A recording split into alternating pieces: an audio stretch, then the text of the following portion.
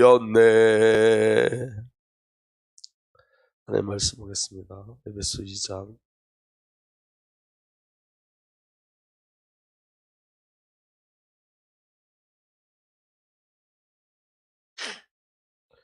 에베소 2장 6절 한 절 말씀 함께 보겠습니다.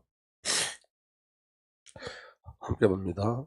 또 함께 일으키사 그리스도 예수 안에서 함께 하늘에 앉히시니. 아멘.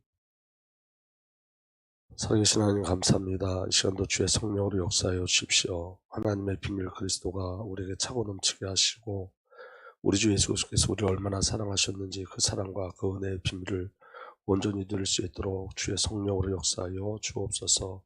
우리 주님 예수 그리스도 이름으로 감사하며 기도하옵나이다. 아멘. 두 번째는 우리 하나님 나라에 대해서 함께 말씀을 나눴는데 승천에 대해서 그리스도 예수 그리스도의 승천에 대해서 우리가 말씀을 나눴죠. 그래서 오늘 첫 번째 대지를 함께 깊게 묵상하면서 이 승천이 하나님 나라와 관계되어 있습니다. 그래서 하나님 나라에 대한 비밀을 함께 나누도록 하겠습니다. 첫 번째 예수 그리스도의 승천은 언약의 성취와 승리를 이야기하는 겁니다. 중요한 건 우리가 말씀을 나눌 때에 이 비밀이 저와 여러분들에게 믿음의 비밀로 누려지기를 예수로 축복합니다. 예수 그리스도의 승천에는 하나님의 능력이 발휘되셨어요. 그래서 여러분 부활과 승천은 오직 하나님만이 하실 수 있는 능력이죠.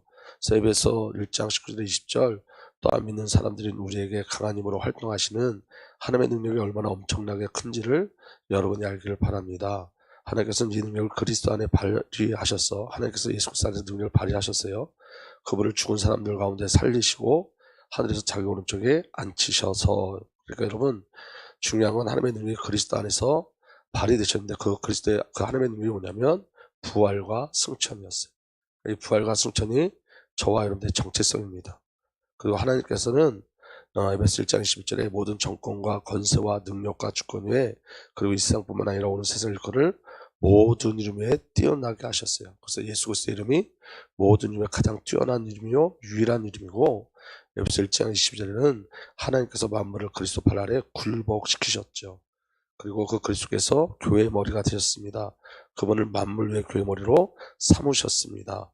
그리고 23절에는 교회는 그리스도의 몸이요 만물 안에서 만물을 충만케 하시는 충만함입니다. 예수 그리스도 안에 모든 만물이 충만케 되어지는, 그리고 그 비밀을 누가 누리게 하죠? 교회인 그리스도의 몸인 교회인 저와 여러분들이 누리게 하시죠. 그러니까 이 모든 말씀은 누구에 대한 관한 거예요? 예수에 관한 말씀이기도 하지만 저와 여러분들이 주신 권위를 말하는 거예요. 권위. 그리스도 예수 안에 있는 자의 권위. 그래서 저와 여러분들은 그리스도와 동일하게 죽고 부활하여 승천에 이르고 그리스도의 이름, 모든 이름에 뛰어난 그리스도의 이름의 능력으로 살며 그 그리스도 아래 모든 만물이 굴복되는데 저와 여러분들이 그 그리스도의 위치, 그 권위 속에서 세상을 정복하고 다시는 축복, 창세기 1장 27절 28절 창세자 언약을 누리며 교회가 그리스도가 머리가 되시기 때문에 교회는 절대 실패할 수 없고 모든 만물에서 만물을 충만케 하시는 그리스도 안에 있는 줄 믿으시길 바랍니다. 그리고 성도는 이미, 그래서 교회는 이미 그리스도의 승천 안에 있는 자들이에요. 그래서 성도들은 땅을 사는 자들이 아니라 하늘을 사는 거예요. 어떻게 하늘을 살죠? 믿음으로 하늘을 살아요. 에베소 2장 6절에 하나님께서 그리스도 예수 안에서 우리를 그분과 함께 살리시고 하늘에 함께 앉게 하셨습니다. 이미 하늘에 있어요. 그래서 예수님께서 이 땅에 오셔서 승천하셨다는 건 뭐냐면 하나님의 모든 경륜을 다 이루셨다는 거예요. 올라가셨다는 말은 또 땅 아래 세계까지 내려가셨다는 말이 아니고 무엇이겠습니까? 그리고 내려가셨던 바로 그분이 모든 것을 완성하시려고 하늘 위로 올라가셨습니다. 말씀이 육신에 오셔서 말씀을 다 성취하시고 그 완전한 성취를 위해서 승천하신 거예요. 승천하심으로 이 땅에 예수님께서 성령으로 오셨죠. 아멘. 성령으로 오셔서 저와 여러분들의 모든 삶을 이끌어 가시는 거예요. 그리고 예수님께서 하늘 성소를 여셨어요. 히브리서 9장 24절에 그리스도께서는 참 성소의 모형에 지나지 않는 손으로 만든 성소에 들어가신 것이 아니라 바로 하늘 성소 그 자체에 들어가셨습니다. 그러니까 하나님 나라가 다른 말로 뭐라는 거예요? 성소라는 거예요. 하나님 나라에서 가장 중요한 게 뭐죠? 예배예요, 여러분. 예배. 그래서 하나님은 예배를 통해서 역사하시는 거예요. 아멘. 그래서 여러분 히브리서 10장 20절 저와 여러분들 하나님 나라 하늘의 성소를 이끌어가기 위해서 예수께서 휘장을 들고 우리에게 새로운 살 길을 열어주셨습니다. 근데 그 휘장은 곧 그의 육체입니다. 예수님 십자가에서 죽으심으로 말미암아 저와 여러분들 지성소로 들어가요. 그게 하늘의 성소예요. 그리고 그 하늘의 성소에는 위대하신 대제사장이신 우리 주 예수 그리스도, 하나님의 아들 예수 그리스도가 계세요. 그래서 히브리서 기자는 뭐라 하냐면 우리의 신앙 고백을 굳게 지킵시다. 우리의 신앙 고백이 뭐죠? 예수가 그리스도 되시는 거예요. 하나님의 절대적 사랑이에요. 근데 그 신앙 고백도 누가 지켜내시죠? 대제사장이신 하나님의 아들 예수가 지켜내시죠. 그리고 오늘 저와 여러분들에게 주신 최고의 응답과 은혜가 뭐냐면 우리는 담대하게 은혜의 보좌로 나아갑시다. 그래야 우리가 자비를 받고 은혜를 입어서 제때 주시는 도움을 받도록 합시다. 그래서 하나님 나라를 오늘 지금 누릴 수 있어요. 날마다 은혜 보좌에 나갈 수 있어요. 그래서 여러분이 첫 번째 대지를 가지고 오늘 하나님 나라에서 이야기하려고 합니다. 승천의 누림은 하나님 나라예요. 그래서 여러분 승천은 하나님 나라와 반드시 연결되어 있어요. 그래서 승천이 다른 말로는 하나님 나라예요. 근데 여러분 하나님 나라의 규례가 뭐냐면 그 하나님 나라의 절대적 규례가 있어요. 예수님 마태복음 5장 3절에 이렇게 기록되어 있습니다. 마음이 가난한 사람은 복이 있다. 하늘나라가 그들의 것이다. 그러니까 하늘나라를 누리려면 뭐 해야 된다는 거예요? 마음이 가난해야 된다는 거예요. 근데 여러분이 지금 전에도 제가 말씀드렸지만 이 팔복은 누구의 이야기를 하는 거냐면 우리 이야기가 아니라 예수님의 이야기예요. 예수님. 여러분 우리는 그 가난함과 애통함과 국률함과 우에 줄이고 목마르고 예수에서 복음을 해서 핍박받고 박해받는 그 일이 우리로부터 시작되지 않음을 기억하셔야 돼요. 그러니까 지금 누구에 대해 이야기하고 있는 거죠? 예수님에 대해서 말씀하고 계시는 거예요. 예수님이 늘 마음이 가난하신 분이었어요. 그 뭐에 대한 가난함이었었냐면 하나님 나라에 대한 가난함이 있었어요. 하나님 나라에 대한 가난함. 아멘. 그래서 여러분 예수 그리스도의 가난함은 하나님 나라이고 가난한 자에게 무엇을 채우시는 거죠? 그러면 하나님께서 하나님 나라를 채우시는 거예요. 뭐에 대해서 가난하다는 거예요? 하나님 나라에서 가난하다는 거예요. 그래서 하나님 나라를 채우시는 거예요. 아멘. 율법교사가 예수님을 시험하려고 물어봤어요. 선생님 율법 가운데 어느 계명이 중요합니까? 예수께서 그에게 말씀하셨다. 내 마음을 다하고 내 목숨을 다하고 내 뜻을 다하여 주 너희 하나님을 사랑하라 하였으니 이것이 가장 중요한 으뜸의 계명이요 둘째 계명도 이것과 같은데 내 이웃을 내 몸같이 사랑하여라 한 것이다. 이 두 계명이 온 율법과 예언서의 본뜻에 달려있다. 마가복음에 넘어가면 이 얘기를 이렇게 해요. 예수께서 대답하셨다. 똑같이 율법사가 질문에 대해서 예수님이 이렇게 대답하세요. 마가복음에서는 예수께서 대답하셨다. 첫째는 이것이다. 이스라엘아 들으라. 우리 하나님이 주신 오직 우리 하나님이신 주님은 오직 한 분이신 주님이시다. 내 마음을 다하고 내 목숨을 다하고 내 뜻을 다하고 내 힘을 다하여 너희 하나님이 주신 너희 하나님이신 주님을 사랑하여라. 둘째는 이것이니 내 이웃을 내 몸같이 사랑하여라. 이 계명보다 더 큰 계명은 없다. 그러자 율법 학자가 예수께 말했다. 선생님 옳은 말씀입니다. 하나님은 한 분이시요 그 밖에 다른 이가 없다고 하신 그 말씀은 옳습니다. 또 마음을 다하고 지혜를 다하고 힘을 다하여 하나님을 사랑하는 것과 이웃을 자기 몸같이 사랑하는 것이 모든 번제와 희생보다 더 낫습니다. 예수께서 그가 슬기롭게 대답하는 것을 보시고 그렇게 말씀하셨다. 다 함께 읽겠습니다. 너는 하나님 나라에서 멀리 있지 않다. 그 뒤에 감히 예수께서 덤은 사람이 없었다. 그러니까 하나님 나라는 뭐라는 거예요? 하나님을 사랑하고 이웃을 사랑하는 게 하나님 나라라는 거예요. 예수님의 가난함은 뭐냐면 하나님 나라에 대한 가난함이었었는데 그 하나님 나라의 절대적 규례가 뭐냐면 하나님을 사랑하고 이웃을 사랑하는 거예요. 이 하나님을 사랑하고 이웃을 사랑하는 게 무엇보다 더 낫다고 얘기하냐면 이 율법학자가 모든 번제와 희생제보다 더 낫습니다. 하나님을 사랑하지 않는 예배는 예배 아니라는 거예요. 이웃을 사랑하지 않는 예배는 예배가 아니라는 거예요. 그래서 하나님께서 뭐라 말씀하시는 거냐면 예수님께서 뭐라 말씀하시는 거냐면 하나님 나라는 어디 있는 거냐면 어떻게 누리고 어떻게 나타나는 거냐면 하나님을 사랑하고 이웃을 사랑하는 곳에 있다는 거예요. 그래서 마태복음 5장 43절에서 48절 이렇게 말씀하세요. 네 이웃을 사랑하고 내 원수를 미워하여라 하고 말한 것을 너희가 들었다. 이건 율법이에요. 네 이웃을 사랑하고 내 원수를 어떻게 하라고요? 미워하여라 하고 말한 것을 너희가 들었다. 그러나 이제 바뀐단 말이에요. 그러나 나는 너에게 말한다.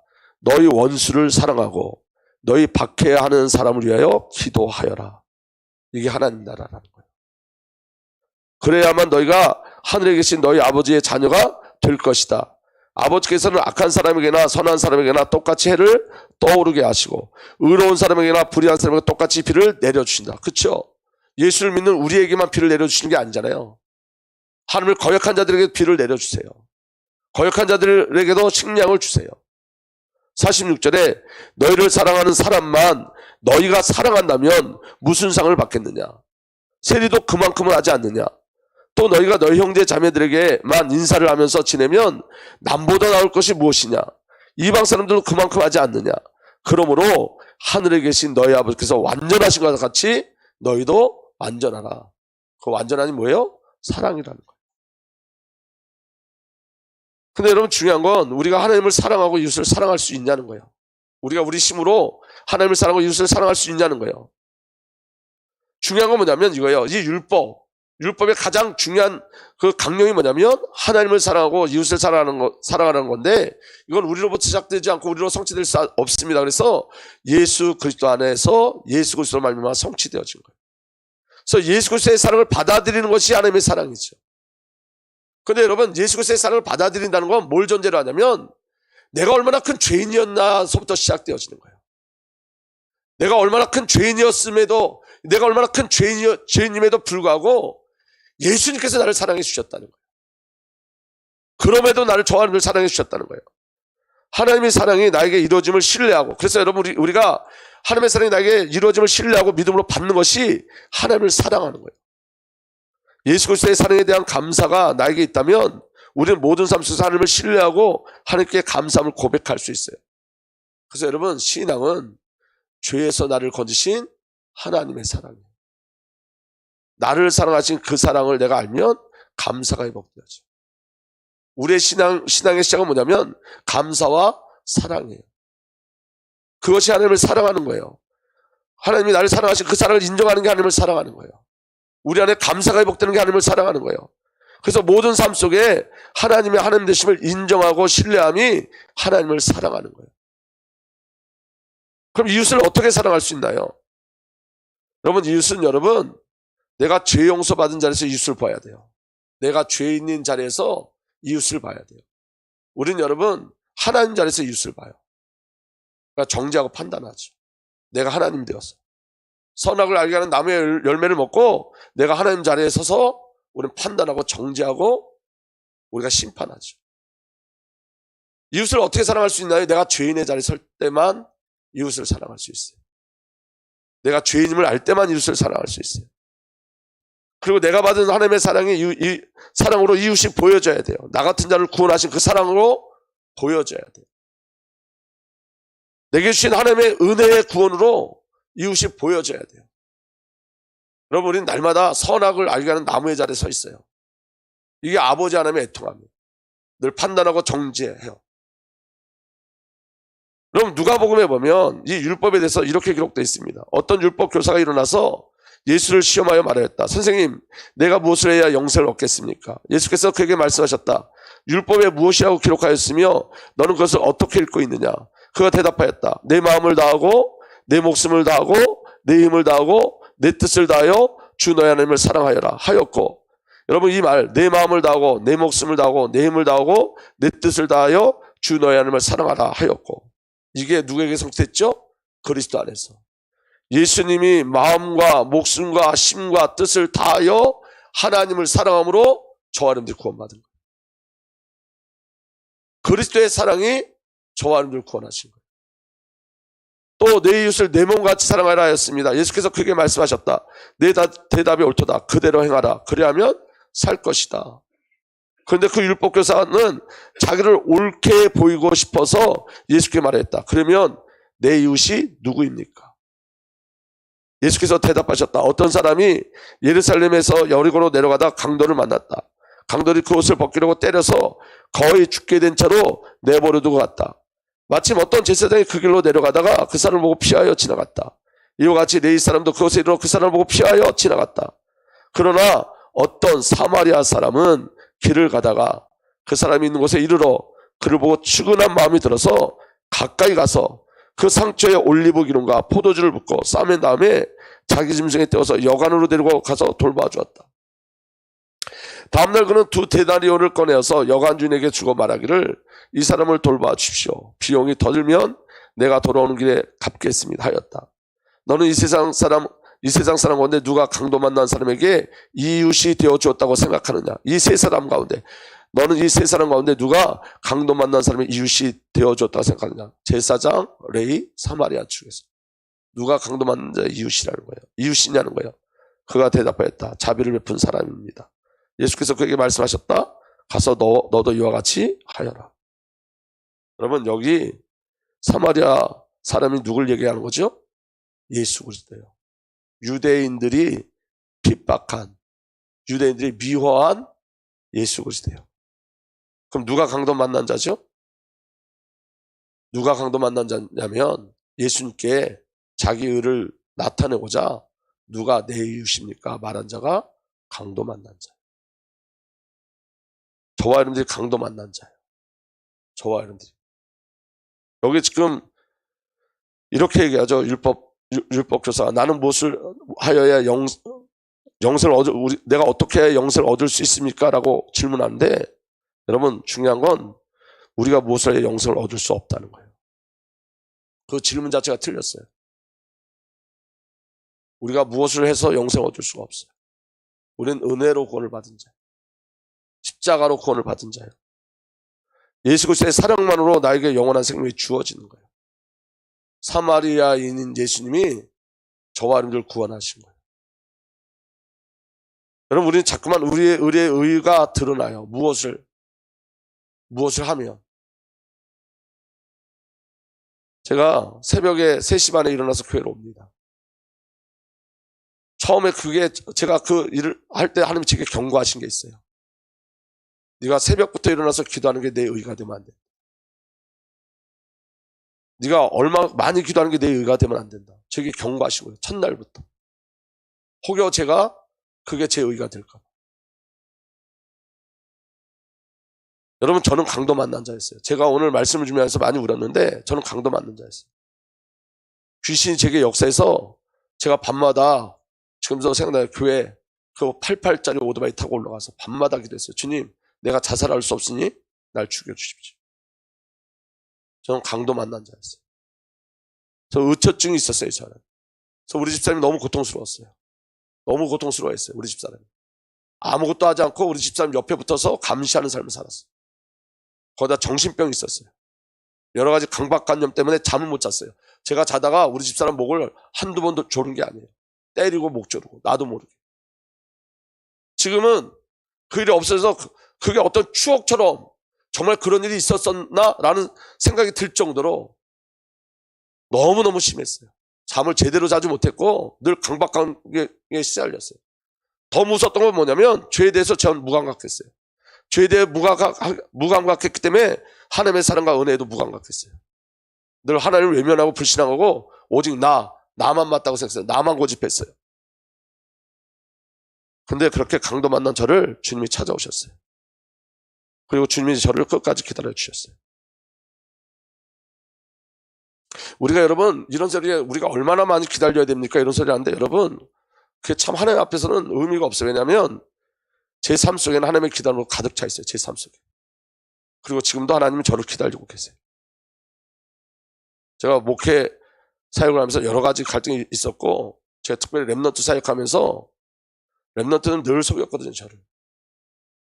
제가 신용불량자로 몇 년 동안 있었던 건 뭐냐면 아이들이 휴대폰을 만들어주면 교회 잘 나오겠다고 아이들에게 연락하겠다. 그래서 제가 제 명의로 휴대폰을 몇 개 만들어줬어요. 그게 갚지 못해서 몇 년 동안 신용불량자로 있었어요.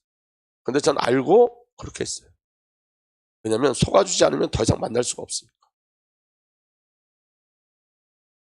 근데 그렇게 한 이유가 있었어요. 왜 그렇게 했냐면 저를 키우신 김병선 목사님이 저를 늘 기다려주셨어요. 갖지 않은 저를 신학교를 보내시고 끝까지 기다려주셨어요.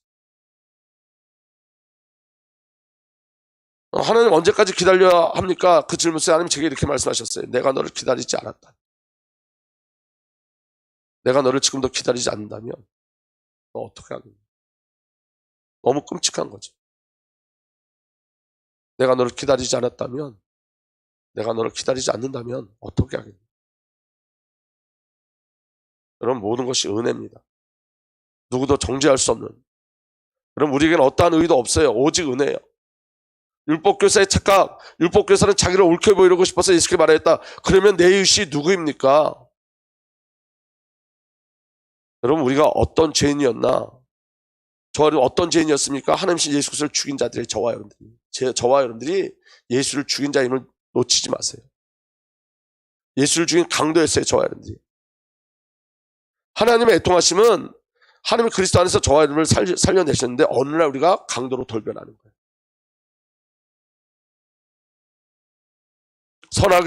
선한 나무를 먹은 아담과 하와처럼 하나님 자리에 서 있는 거예요. 자기 의를 나타내는 율법 교사에게 지금 예수님이 뭐라고 말씀하시는 거냐면 네가 강도 만난 자야 라고 말씀하시는 거예요. 여러분, 우리는 강도 만난 자들이에요. 아멘. 그리고 여러분, 강도 만난 자들이 보여져야 돼요.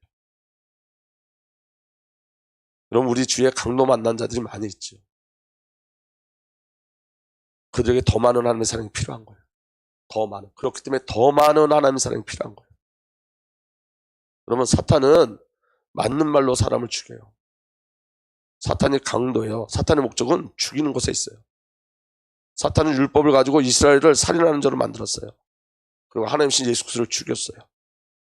사탄은 맞는 말을 가지고 한 사람은 강도로 만들고 한 사람은 강도 만난 자로 만들어요. 우리가 어떤 땐 강도가 되고 어떤 땐 강도 만난 자가 되죠. 그게 사단의 역사예요. 그래서 여러분, 하나님 나라는 옳고 그름의 나라가 아니라 생명의 나라예요. 요한복음 10장 10절에서 15절 도둑은 다만 훔치고 죽이고 파괴하려고 오는 것뿐이다. 나는 양들이 생명을 얻고 또 넘치게 얻게 하려고 왔다. 나는 선한 목자다. 선한 목자는 양들을 위하여 자기 목숨을 버린다. 사건은 목자가 아니에요. 양들도 자기 것이 아니므로 이리가 오는 것을 보면 양들을 버리고 달아난다. 그러면 이리가 양들을 물어가고 양떼를 흩어 버린다. 그는 사건이어서 양들을 생각하지 않기 때문이다. 나는 선한 목자이다. 나는 내 양을 알고 내 양들은 나를 안다. 그것은 마치 아버지께서 나를 아시고 내가 아버지를 아는 것 같이 나는 양들을 위하여 내 목숨을 버린다. 강도 만난 나를 찾아오셨어요. 그분이 선한 목자 예수 그리스도예요. 그분은 저와를 위해서 죽으셨어요. 그 율법 학자에게 이렇게 말씀하세요. 가서 너도 이와 같이 하라. 그 말은 무슨 말이냐면 너희 모두가 강도 만난 자임을 알지라는 거예요. 너에겐 다른 소망이 없다는 거예요. 너희가 미워하는 사마리아인 예수 그리스도만 소망이심을 알라는 거예요. 너희가 자랑하는 제사장도 레인도 아니고 오직 예수만. 여러분, 제사장이 왜 그를 피해갔고 왜 레인이 왜 피해갔는지 아세요? 율법에 시체를 만나면 부정타요. 부정. 죽어가는 자를 만나면 부정타요. 이게 사단의 전략이라고. 그래서 여러분, 너는 더 이상 강도로 살지 말라는 거예요. 강도 만난 자로 살지 말라는 거예요. 하나님은 저와 여러분들에게 예수 그리스도를 새겨 넣으셨어요.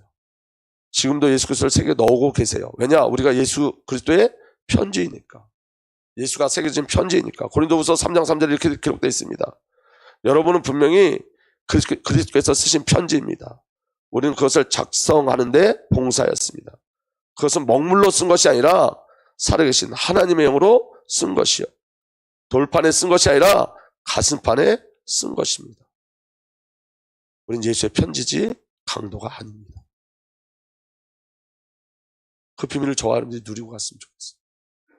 하나님 나라는, 하나님 나라의 규례는 가장 중요한 규례는 하나님을 사랑하는 거고 이웃을 사랑하는 거예요.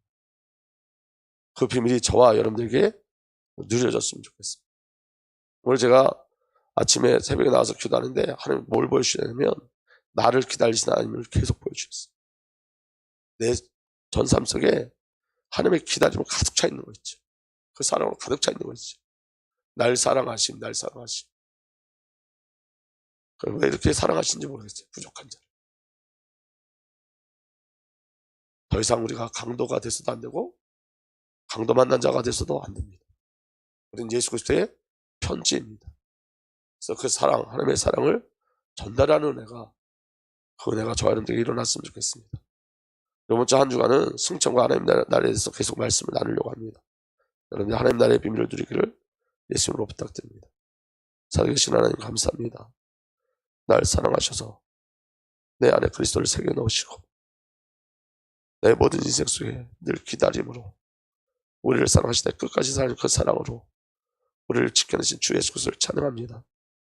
그 사랑으로 나를 보게 하시고 그 사랑으로 교회를 보게 하시고 그 사랑으로 모든 것을 볼 수 있는 이 열려지게 하여 주옵소서. 감사드리고 우리 주님 예수 그리스도의 이름으로 기도하옵나이다. 아멘.